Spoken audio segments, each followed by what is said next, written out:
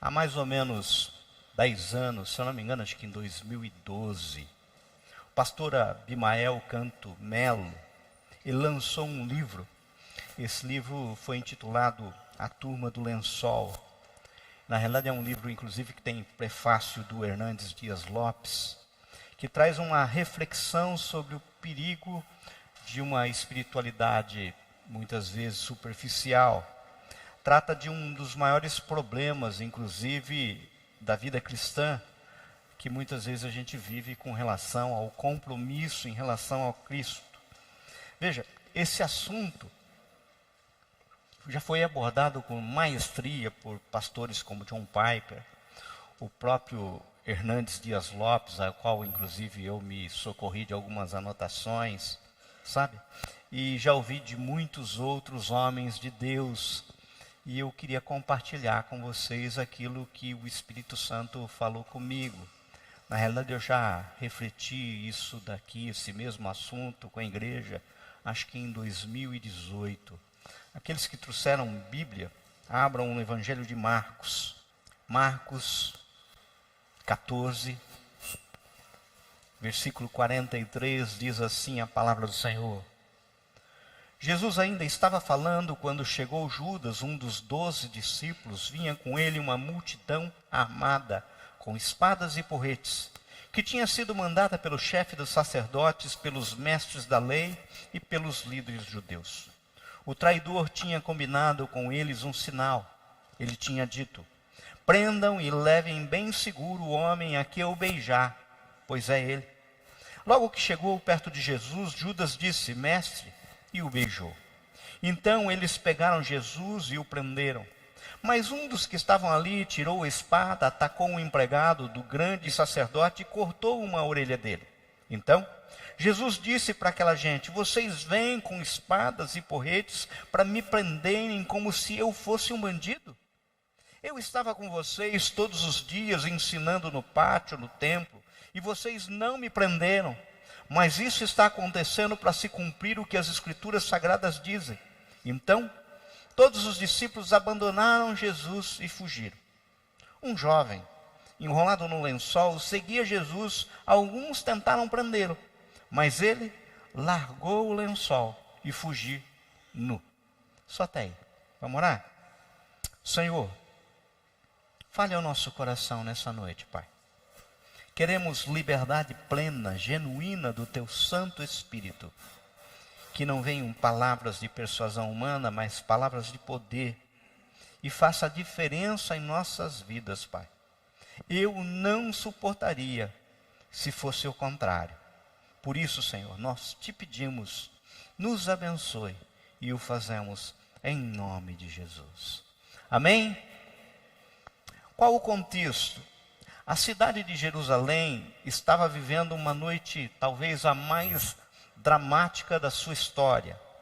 Na calada da noite, nós conhecemos a história, as autoridades judaicas e romanas estavam tramando um plano maligno, com certeza nascido no inferno, com a ajuda de Judas Iscariotes, para prender aquele que era o carpinteiro de Nazaré, o mestre vindo da Galileia, o filho de Deus, o Salvador do mundo. Jesus já estava no Getsêmani, travando uma luta terrível. Ele ora com um forte clamor naquele momento. Ele chora, as suas gotas de suor se transformam em sangue. Os discípulos naquele momento dormem. O inferno lança contra Jesus suas setas mais venenosas, mais inflamadas. Naquele momento Jesus geme, Jesus chora, Jesus sua sangue, mas se rende completamente à vontade do Pai. Pai, se for possível, afasta de mim esse cálice, mas não se faça segundo a minha vontade, mas a tua vontade. E se dispõe plenamente a ir para a cruz, morrer no meu lugar, morreu no seu lugar, morrer no nosso lugar. Judas lidera os sacerdotes e os soldados que vão prender Jesus. Houve pelas ruas, naquele momento, com certeza, barulho dos cascos de cavalos pisando naquelas ruas empedregadas, batendo com um caminho de pedra. Muitas pessoas, naquele momento, com certeza, foram movidas por curiosidade. A gente fica tentando imaginar o que está no texto, a gente fica imaginando pessoas abrindo a janela, outras olham assustadas para dentro das casas e simplesmente se escondem. Mas quando a gente se depara com os versos 51 e 52 que lemos, nos revelam que um jovem não se conteve.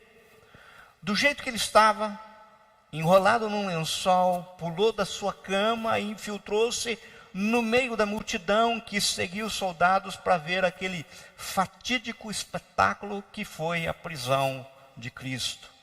No caso, esse jovem provavelmente ouviu como quando Jesus chamou Judas de amigo. Esse jovem provavelmente viu quando Pedro sacou da espada e decepou a orelha do Malco, e como Jesus colou a orelha de volta. Viu como Jesus voluntariamente se entregou, dizendo que havia chegado a sua hora. Viu como Jesus estava sereno, apesar de todo aquele drama. Era um plano pré-concebido na eternidade.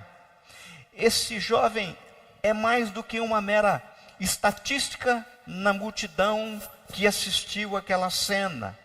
Ele é um símbolo. Ele representa os seguidores, muitas vezes ocasionais, aqueles que são os discípulos de plantão, aqueles que muitas vezes caem de paraquedas na situação. É exatamente sobre isso que eu quero falar nessa noite.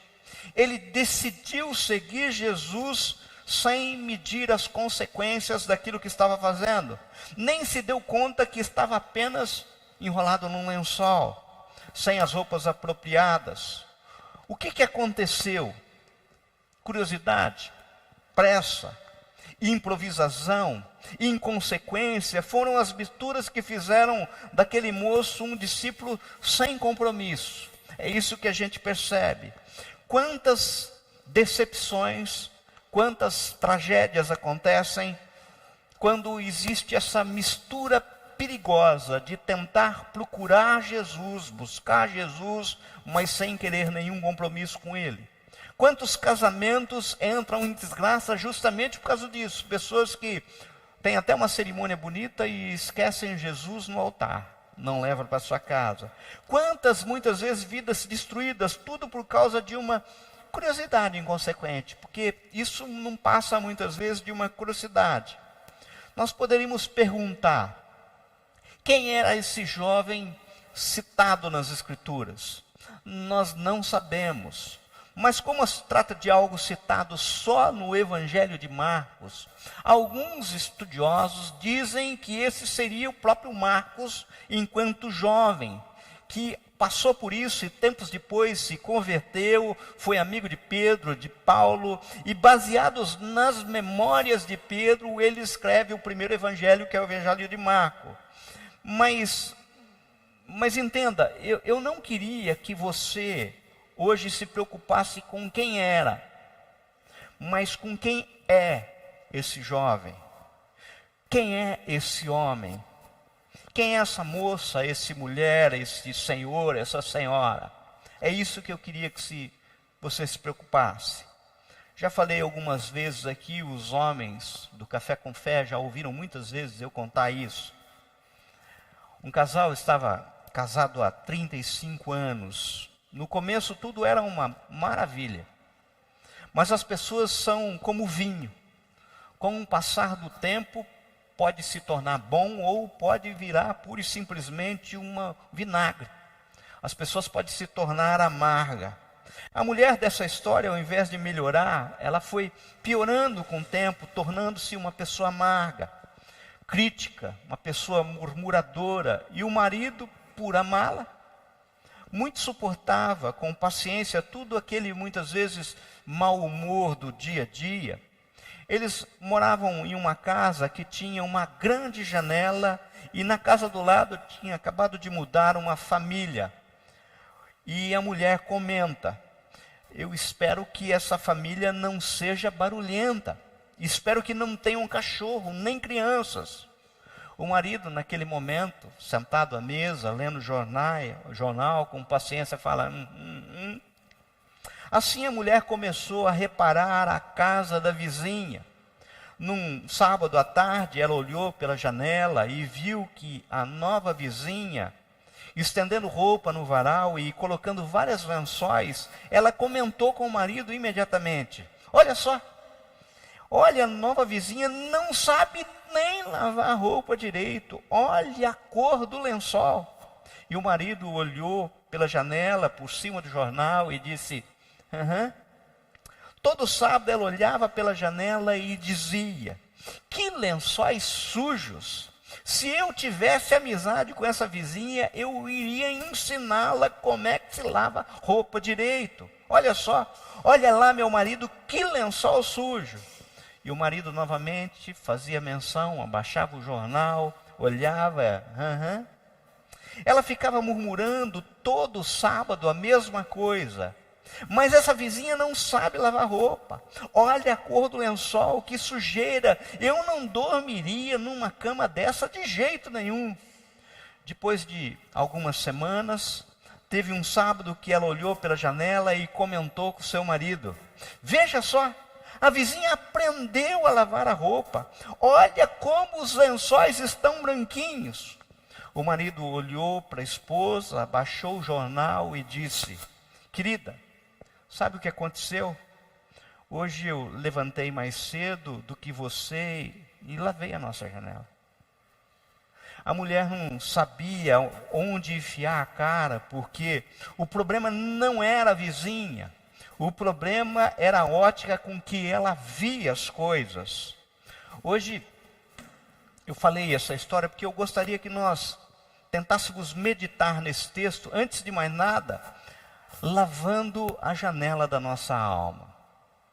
Para a gente olhar sem preconceitos, sem conceitos pré-concebidos, porque cada palavra que o Espírito Santo colocar em minha boca nessa noite, por favor, não dirija ao irmão do lado ou aquele que não está aqui. Fulano tinha que estar aqui, não. Todos que tinham que estar aqui, estão aqui. E todos que deveriam estar ouvindo essa mensagem pela internet, estão ouvindo essa mensagem pela internet. Deus está falando comigo nessa noite. Eu tenho certeza disso. Ele está falando comigo em primeiro lugar. Mas afinal, quais as características e consequências de quem insiste em seguir Jesus, muitas vezes, como no texto, enrolado num lençol? Primeira, quem se cobre com lençol se apresenta como um símbolo dos seguidores de Jesus, mas que não tem nenhum tipo de compromisso. Segue a Jesus, mas não tem compromisso. A Bíblia nos mostra que o moço seguia Jesus. Ele se tornou um discípulo casual, mas não era um verdadeiro discípulo. Faltava-lhe o compromisso com Jesus. Ele era o discípulo de improviso. Seguia Jesus movido talvez pela curiosidade. Não tinha aliança nenhuma com Cristo. Sabe, é aquilo que hoje a gente conhece como a geração do fica. Esse jovem é justamente um discípulo da geração que fica sem compromisso. No namoro, no casamento, nas amizades, no emprego, no endereço. Todo mundo hoje em dia está ficando. As coisas, e o que é pior, as pessoas estão se tornando muitas vezes descartáveis. Hoje as pessoas estão ficando. Pasmem, até com Jesus e com a igreja. Não querem compromisso, não firmam ou criam raízes, não toleram os princípios básicos de uma coisa chamada fidelidade. Aquele jovem provavelmente, ele colocou o lençol só para ver e voltar rapidinho para sua cama. Antes mesmo talvez que ela se esfriasse. Era apenas uma aproximação casual de Jesus, nada de compromisso. Ele queria saber ver o que estava acontecendo. E muitos estão assim hoje. Aproximações muitas vezes tímidas, intimidades perigosas, sem nenhuma fidelidade. Muitos estão ficando com Jesus apenas numa noite do louvor. apenas numa noite de Santa Ceia, mas sem compromisso de fidelidade a Jesus. Vêm à igreja apenas em ocasiões especiais. Pensam que fazendo isso estão quites com Deus, mas isso não é seguir Jesus. Ser discípulo é mais do que ter emoções, mais do que ser visto pelos outros. Estar perto, ser discípulo, é fazer aquilo que é a vontade de Deus. Muitas vezes as pessoas estão vivendo hoje aquilo que alguns escritores chamam como a síndrome do controle remoto. O controle remoto é o instrumento da mudança. A decisão de mudar de canal está, muitas vezes, na ponta do teu dedo. O controle remoto favorece em muito o descomprometimento, sem nenhum compromisso. Sabe, descomprometimento. Com o controle remoto não há fidelidade a um canal, há um interesse por tudo e ao mesmo tempo por nada. No final, tudo e nada foi visto. É isso que acontece muitas vezes quando a gente está com o controle remoto na mão. Essa mania do controle remoto acabou por se manifestar nos relacionamentos, inclusive. As pessoas não conseguem ficar muito tempo com a mesma namorada, não conseguem ficar muito tempo com o mesmo namorado, com o mesmo marido, com a mesma esposa, com o mesmo carro, pasmem, com os mesmos amigos. Afinal, todo relacionamento exige fidelidade. Não tem como a gente pensar em relacionamento sem fidelidade. Não dá. Hoje os crentes dizem que Jesus satisfaz, mas vivem insatisfeitos. Vivem à procura de coisas muitas vezes místicas, ou de se deliciar muitas vezes em alguns banquetes que são oferecidos pelo mundo. O que mais as pessoas andam buscando é prosperidade, saúde, sucesso, sem intimidade com Deus. Sabe? O que eu quero é isso. Infelizmente, a grande maioria das pregações hoje falam de dinheiro, de saúde, e não sobre salvação.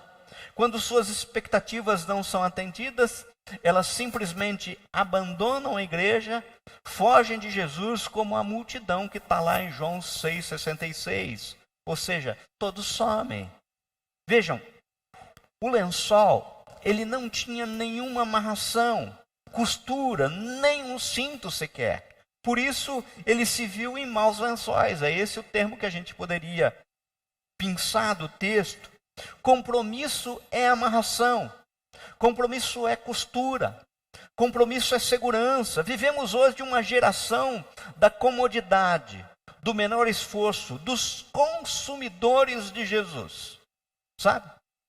Você não precisa sair de casa, basta acessar a internet, você vai consumir Jesus. Se esquecem que Jesus não é mercadoria. Jesus é Senhor, Jesus é Deus. E tem muitas e muitas pessoas que estão tentando pura e simplesmente tratar Jesus como mais um produto. Sabe? Isso é uma coisa que a gente tem que prestar muito atenção. Em segundo lugar, quem se cobre com um lençol se apresenta como um símbolo daqueles que vivem a superficialidade da vida cristã. Não tem profundidade. O lençol era uma única cobertura que aquele moço possuía. É isso que está o texto. Era, portanto, um arranjo, uma proteção superficial. Não havia mais nada além daquilo que era aparente e aparentemente lhe protegia. Quando lhe arrancaram o lençol, não havia mais nada para lhe proteger a vergonha. Segurança aparente, conforto aparente, discipulado aparente, cristianismo aparente. Hoje nós não temos dificuldade de encontrar pessoas que se dizem cristãs e aparentemente são cristãs. Só aparentemente. Entendam, queridos, lençol não é roupa. Vejam, existem uma turma que são chamados, inclusive pelo Hernandes Dias Lopes, como a turma do lençol, tal qual no livro. E essa turma está tentando mostrar que pode ser o que não são. A turma do lençol, ela é light. tudo que interessa, mas de forma muitas vezes superficial. Tudo nela torna-se etéreo, leve, volátil, muitas vezes banal, permissível, não tem vida devocional consistente, não tem vida de oração regular, não tem deleite nas coisas de Deus, aproxima-se, olha, segue, mas sem compromisso. As pessoas não querem assumir compromisso. Superficialidade que gera muitas vezes permissividade. Nesse estado de vida superficial, as pessoas confundem muitas vezes sexo com amor e se tornam moralmente muitas vezes frágeis, muitas vezes permissivas. Pessoas sem filtro morais têm dificuldade para dizer não às vezes. E como é difícil a gente ter coragem de dizer não. Ter coragem de discernir as coisas para separar aquilo que é precioso daquilo que é vil. É interessante que o profeta Jeremias, no capítulo 15, verso 19, ele diz um dos versos mais lindos que serve para todos quanto um dia querem proclamar-se cristão e quer proclamar a palavra do Senhor aos outros. Olha o que está escrito. Portanto, assim diz o Senhor: se tu te arrependeres, eu te farei voltar e estarás diante de mim. Se apartares o precioso do vil, serás a minha boca. E eles se tornarão a ti, mas tu não passarás para o lado deles. A gente tem uma regra básica aqui. A gente tem que separar aquilo que é precioso, aquilo que vale a pena, aquilo que vem do alto, aquilo que vem do Senhor, daquilo que é vil, daquilo que não tem valor, daquilo que não tem sentido, sabe? E deixar de muitas vezes pessoas que acham mais importante é a aparência. Quantos e quantos cristãos existem quando a gente acessa as suas páginas de Facebook, suas páginas no Instagram, verdadeiros pregadores do Evangelho, quando nós sabemos que a sua vida não está coadunada com aquilo que proclama. A síndrome do Simão Mágico, que está lá em Atos 8, 9 a 24, são aqueles que misturam as coisas de Deus com uma ilusão religiosa. Os samaritanos diziam: este homem é o poder de Deus. Simão iludia o povo, misturava magia, o evangelho. Seu interesse naquela época era o lucro. Simão abraçou a fé. O Simão foi batizado, passou a acompanhar os discípulos na evangelização, mas nunca foi de fato um convertido. Basta você ler o livro de Atos dos Apóstolos. Estava vestido de roupa de crente, parecia um crente, mas não era um crente. A turma do lençol se impressiona com muitas vezes aquilo que vê. É atraído pelos olhos, se deixa enredar pelos mágicos, porque não está firmado na palavra, não tem padrão, é superficial.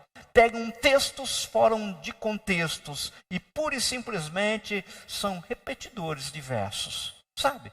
Versos bíblicos. E quantos, inclusive, acrescentam versículos que nunca estiveram na Bíblia, para justificar muitas vezes a sua postura. Sabe? Ah, Jesus é amor, o que importa é o amor. Quantas e quantas vezes a gente ouve isso? Quem se cobre com lençol se apresenta como um símbolo daqueles que preferem o que dá certo do que em lugar do que aquilo que é certo. O moço do lençol faz exatamente isso. Não era certo sair de lençol, mas naquele momento deu certo. Pensem comigo. Era noite, como diz o ditado, à noite todos os gatos são pardos.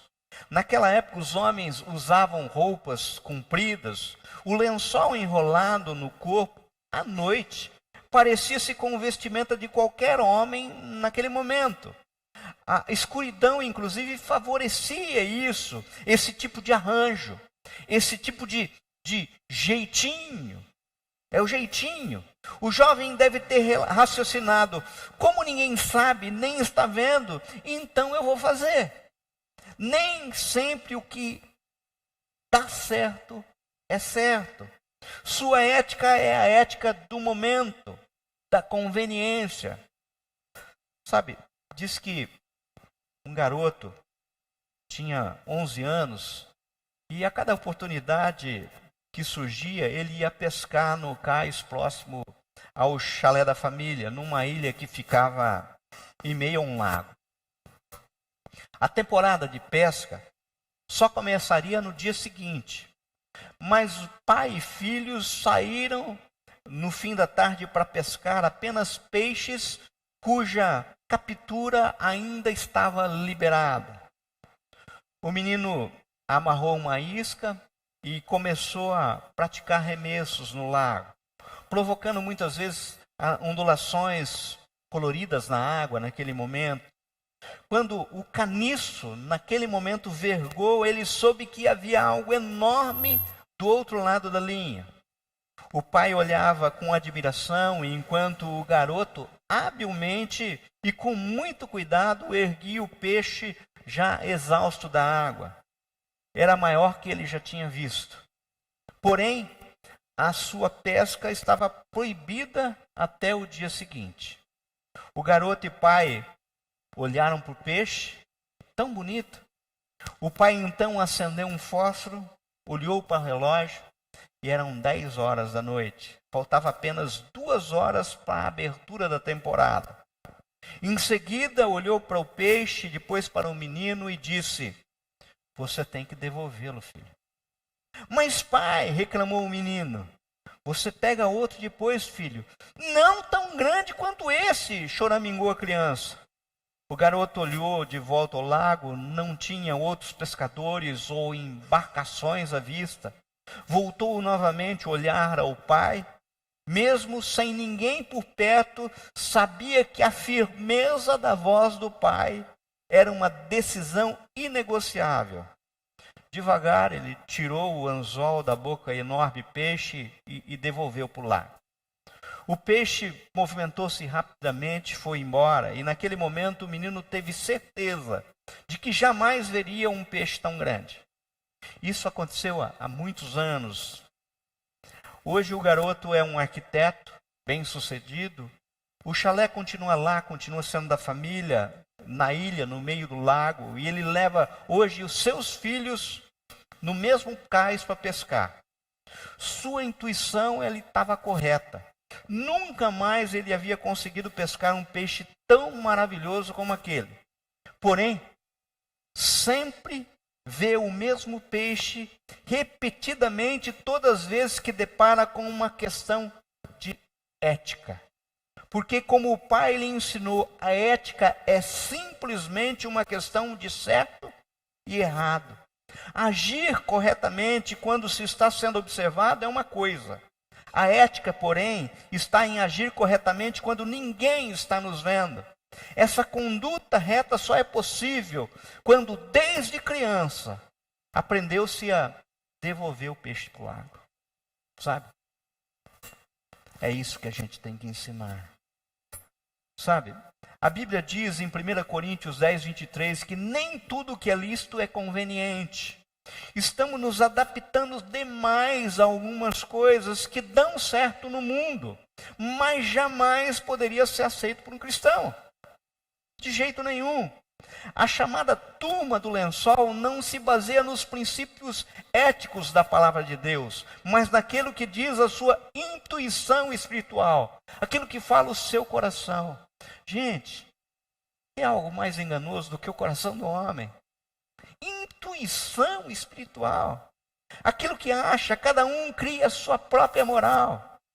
O que orienta a sua vida? Essa é uma pergunta nessa noite. O que é certo ou o que dá certo? Tem pessoas vivendo com aquilo que dá certo. Mas o desafio é viver com aquilo que é certo, não com aquilo que dá certo. Na família, nos negócios, no trabalho, muitos pensam que o Senhor aceita qualquer meio.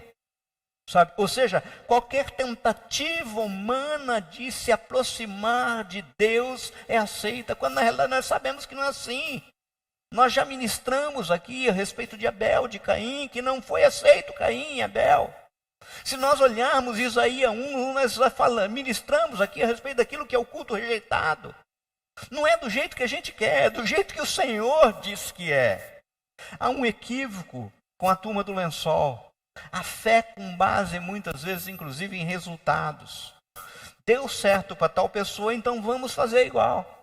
Entendam, meus queridos, Paulo foi usado por Deus para curar muitas pessoas, mas ele mesmo não se curou do espinho na carne. Uns honram a Deus pelo livramento da morte. Outros honram a Deus pelo livramento através da morte. Quando a gente olha os heróis da fé que está lá em Hebreus 12, você vai encontrar muitos ali que, como diz a palavra, o mundo não foi digno deles. E eles morreram pela sua fé. Sabe? Hebreus 11, basta você olhar. Quem se cobre com um lençol se apresenta como um símbolo daqueles que querem ser diferentes, mas não fazem, na realidade, diferença alguma. Não para Deus.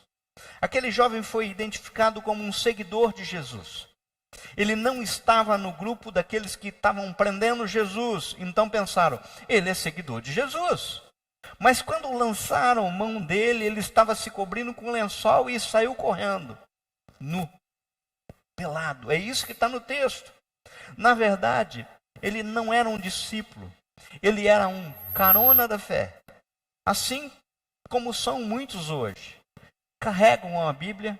Na realidade, inclusive, hoje em dia está até difícil, porque hoje em dia não se usa a Bíblia.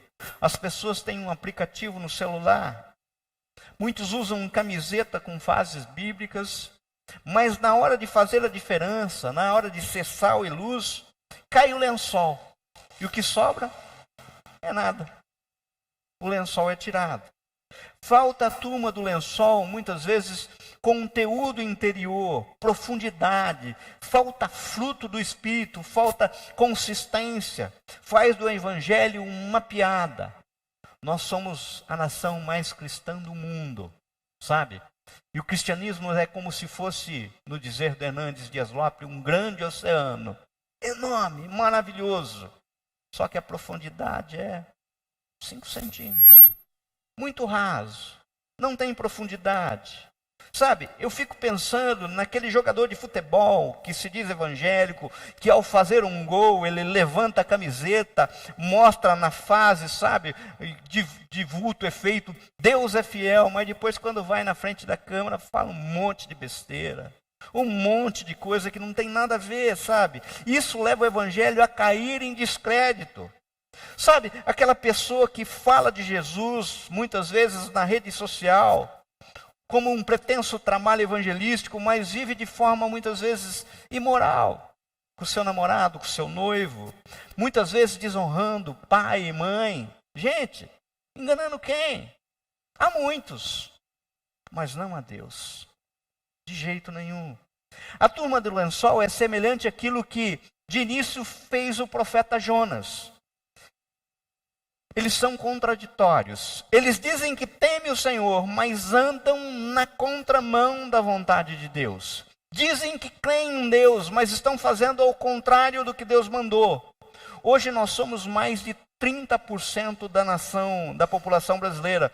Mas nós, na realidade, não fazemos tanta diferença quanto esse número está dizendo que aponta. Sabe? As pessoas até mudam de igreja, mas não mudam a sua vida. Vivem andando com o lençol enrolado. Aprendem a dar glória a Deus na igreja, mas não aprendem a falar a verdade no trabalho, a ser ético na escola, nos relacionamentos. A sua vida não é a tradução daquilo que é o Evangelho de Cristo. Professam um Cristo dentro dos templos. E muitas vezes na mídia social, mas no seu dia a dia é a turma do lençol. Quem se cobre com o lençol representa um símbolo daqueles que estão desprovidos de qualquer poder quando precisam se defender, inclusive. Porque se você diz cristão, pode ficar sossegado. Você vai ter que se defender. Você vai ter que mostrar o porquê é cristão.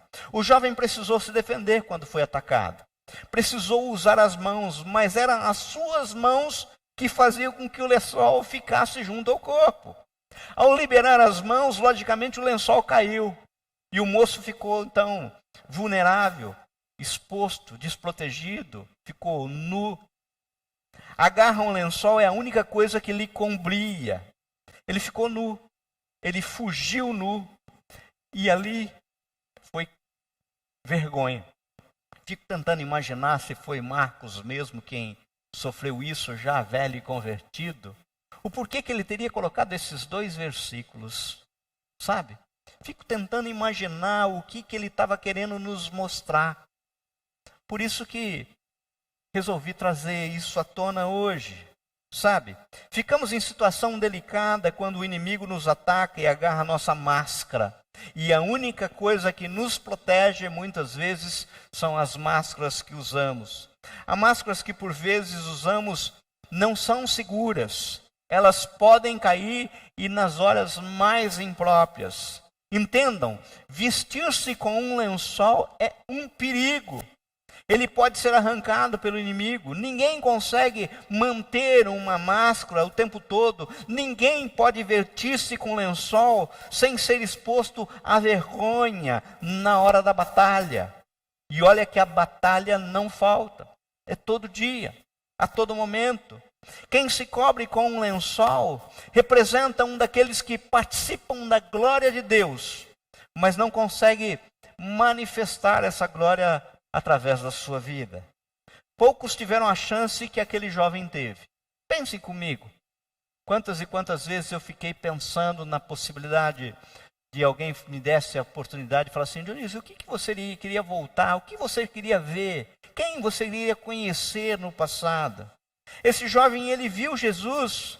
Ele viu a glória do Filho unigênito de Deus. O momento da prisão de Jesus foi um momento decisivo na sua vida, pois representou a entrega, a renúncia, a glória. Não foi derrota. Aquele momento foi o ápice da história. Queridos, esse moço viu Jesus curando a orelha decepada do mal. Ele viu Jesus enfrentando os soldados romanos e as autoridades judaicas com serenidade naquele momento. Mas aquele jovem, apesar de ver a glória, fugiu pelado, nu, sem manifestar a glória de Deus na sua vida. A não ser 2 versículos dizendo de um jovem curioso que fugiu nu. A glória de Deus um dia encheu o templo, mas depois que o véu do templo foi rasgado, o Espírito Santo e a glória de Deus encheram não um templo, mas todas as pessoas. Essa é uma pergunta. Você está cheio dessa glória? Porque a glória não está no templo, a glória está em você, e você deve manifestar essa glória. A turma do lençol só quer ver a glória de Deus, mas não reflete essa glória de Deus através da sua vida. Queridos, as pessoas tinham que ver Cristo ao olhar para nós, ao ver o nosso agir, o nosso andar, o nosso falar, na conduta. Elas querem o brilho, muitas vezes cartaz, mas se negam muitas vezes a pagar o preço do discipulado, o preço da conduta, o preço do estudo, o preço da oração. E eu não estou falando aqui de peso que não pode ser pago. Queridos, o fardo de Cristo é leve. A gente tem que entender. Agora nós poderíamos perguntar, como nós devemos nos vestir? Sabe? Porque nós já sabemos que não podemos nos vestir com um lençol. E encare um lençol do jeito que você quiser. As máscaras que a gente usa. Mas como devemos nos vestir? Eu já vou terminar. Eu queria que você abrisse sua Bíblia em Efésios capítulo 4. E eu vou ler alguns versos aqui. A partir do verso 17 diz assim: Portanto, em nome do Senhor eu digo e insisto no seguinte: não vivam mais como os pagãos, pois os pensamentos deles não têm valor, e a mente deles está na escuridão. Eles não têm parte na vida que Deus dá, porque são completamente ignorantes e teimosos. Eles perderam toda a vergonha e se entregaram totalmente aos vícios. Eles não têm nenhum controle e fazem todo tipo de coisas indecentes. Mas não foi essa a maneira de viver que vocês aprenderam como seguidores de Cristo. Com certeza vocês ouviram falar dele e como seus seguidores aprenderam a verdade que está em Jesus. Portanto, abandonem a velha natureza, ou seja, as velhas vestes de vocês, que fazia com que vocês vivessem uma vida de pecados e que estava sendo destruída por seus desejos enganosos. É preciso que o coração e a mente de vocês sejam completamente renovados. Vistam-se com a nova natureza criada por Deus, que é parecida com a sua própria natureza e que mostra na vida verdadeira qual é correta e dedicada a Ele. Queridos, o convite da palavra do Senhor é para nós nos despirmos do velho homem e nos vestirmos de Cristo. Esta é a nova veste. O apóstolo Paulo nos faz um convite para que nós deixemos esse velho homem e vestimos dessa nova natureza criada por Deus, que é parecida com a própria natureza de Deus. Processo de transformação de glória em glória à imagem de Cristo Jesus. Para que as pessoas, ao olharem para nós, vejam esse Cristo que reflete em nós, está claro em nós. Sabe, se nós pensarmos que no dia a dia travamos como um jogo de campeonato, eu já falei isso antes.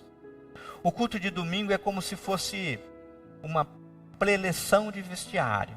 Já falei essa expressão aqui. Sabe? Aqui nós falamos como é que vai acontecer o jogo. Mas o jogo é lá fora. O jogo é durante a semana. O jogo é na tua casa, no teu trabalho, é na tua escola. Sabe? É como é que você faz. Sabe? Outros dias da semana são as partidas, é o campo. E aí é que acontece o sabor da vitória ou o dissabor da derrota.